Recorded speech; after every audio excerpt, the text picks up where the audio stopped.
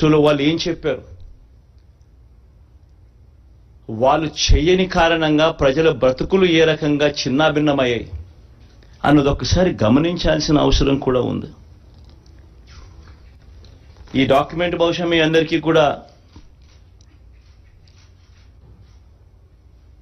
చూసే ఉంటారు.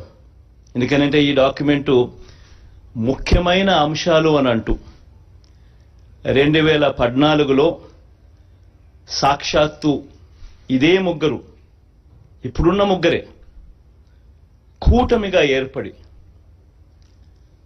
ముగ్గురు ఫోటోలు పెట్టి కింద చంద్రబాబు నాయుడు గారి సంతకం కూడా కనిపిస్తుంది. ముఖ్యమైన అంశాలు అని అంటూ ఈ పాంఫ్లెట్ 2014 ఎన్నికలకు ముందు ప్రతి ఇంటికి పంపించారు. ఈ పాంఫ్లెట్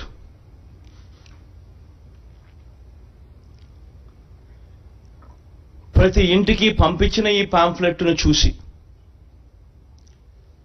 వీళ్ళిచ్చిన టీవీలలో వీళ్ళిచ్చిన అడ్వర్టైజ్మెంట్లను చూసి,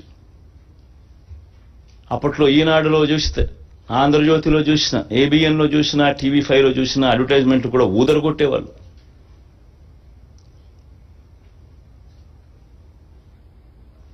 ఒక చెయ్యి ఒక తల్లి చేతిలో, ఒక తల్లి మెడలో మంగళసూత్రం ఒక చెయ్యి లాగేస్తూ ఉంటుంది, వెంటనే ఇంకొక చెయ్యి వచ్చి అడ్డుకుంటుంది. బాబు వస్తున్నాడు, బ్యాంకుల్లో పెట్టిన బంగారం ఇంటికి వస్తుంది అని అడ్వర్టైజ్మెంట్.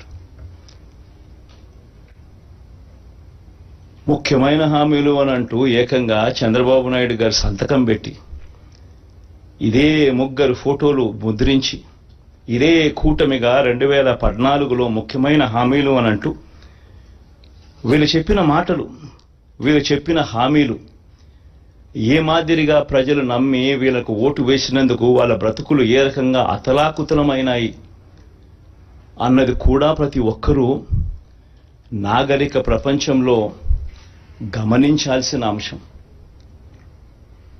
ఎందుకనంటే ఒక రాజకీయ నాయకుడు ఒక రాజకీయ పార్టీని నమ్మి ప్రజలు ఓట్లేస్తారు. వాళ్ళు చెప్పే ఈ మేనిఫెస్టోను చూసి ప్రజలు ఓట్లేస్తారు. వేసిన తర్వాత అది ఇంప్లిమెంట్ కాకపోతే వాళ్ళ బ్రతుకులు ఏమవుతాయని కనీసపు ఆలోచన కూడా లేకుండా రాజకీయాలు చేయడం మొదలు పెడితే బ్రతుకులు ఎలా ఉంటాయి? ఇందులో చెప్పిన ముఖ్యమైన అంశాలు, రైతుల రుణమాఫీపై మొదటి సంతకం చేస్తానన్నారు.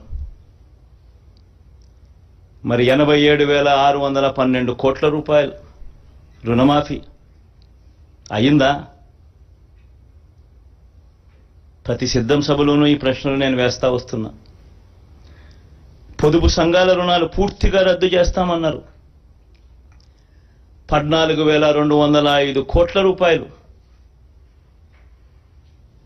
డ్వాక్రా సంఘాలకు, పొదుపు సంఘాలకు రుణాలు మాఫీ చేస్తామన్న సొమ్ము ₹1 మాఫీ చేశారా?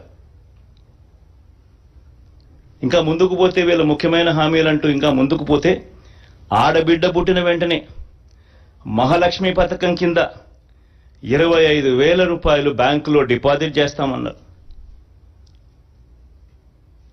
25,000 కదా దేవుడు ఎరుగు, ₹1 డిపాజిట్ చేశారా?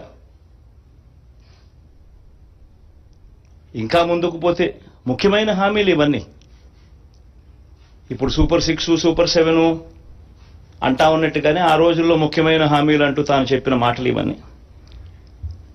ఇంకా ముందుకు పోతే ఇంటింటికి ఒక ఉద్యోగం ఇస్తాం, ఉద్యోగం ఇవ్వలేకపోతే ఇంటింటికి నెలకు 2,000 రూపాయలు నిరుద్యోగ భృతి, 5 సంవత్సరాలు అంటే 60 నెలలు ఇంటూ నెలకు 2,000 రూపాయలు అంటే 1,20,000 రూపాయలు.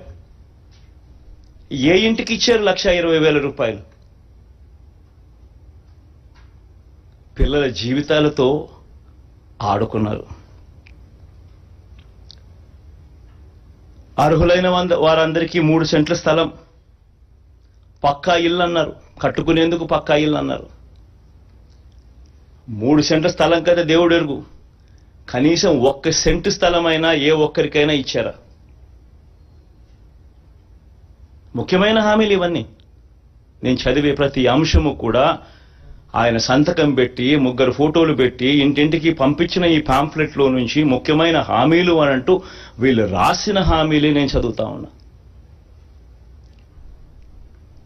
10,000 కోట్లతో బీసీ సప్లాన్ అన్నారు. చేనేత, పవర్ లూమ్స్ రుణాల మాఫీ అన్నారు. అయ్యాయా? ఉమెన్ ప్రొటెక్షన్ ఫోర్స్ ఏర్పాటు చేస్తామన్నారు. చేశారా? సింగపూర్కు మించి అభివృద్ధి చేస్తామన్నారు. జరిగిందా? ప్రతి నగరంలోనూ హైటెక్ సిటీ నిర్మిస్తామన్నారు. విజయవాడలో కనిపించడం లేదు. తాడేపల్లి కథ దేవుడు ఎరుగు, ప్రతి నగరం కథ కనీసం విజయవాడలో కనిపించడం లేదు. ప్రతి నగరం అన్నారు. నేను చెప్పేది ఒకటి, ప్రజలు మిమ్మల్ని నమ్మి మీకు ఓట్లు వేస్తే ముఖ్యమైన హామీలు అని అంటూ మీరు చెప్పిన వీటి పరిస్థితుల్లో కనీసం ఇందులో ఒక్కటంటే ఒక్క హామీ అయినా నెరవేర్చారా?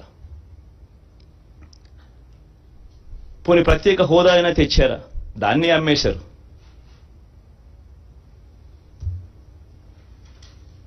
అదే నోట్తోనే ప్రత్యేక హోదా ఏమైనా సంజీవినా అని చెప్పి మళ్ళీ వెటకారం కూడా చేశారు. నేను చెప్పేది ఒకటి, ప్రతి మాట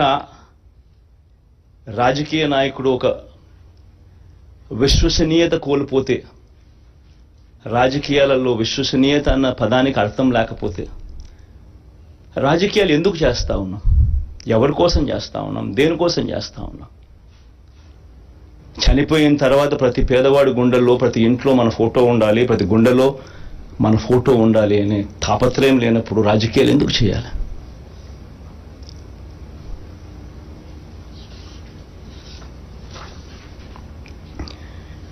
రూ. 87,612 కోట్ల రుణాలు మాఫీ చేస్తానని చెప్పిన పెద్ద మనిషి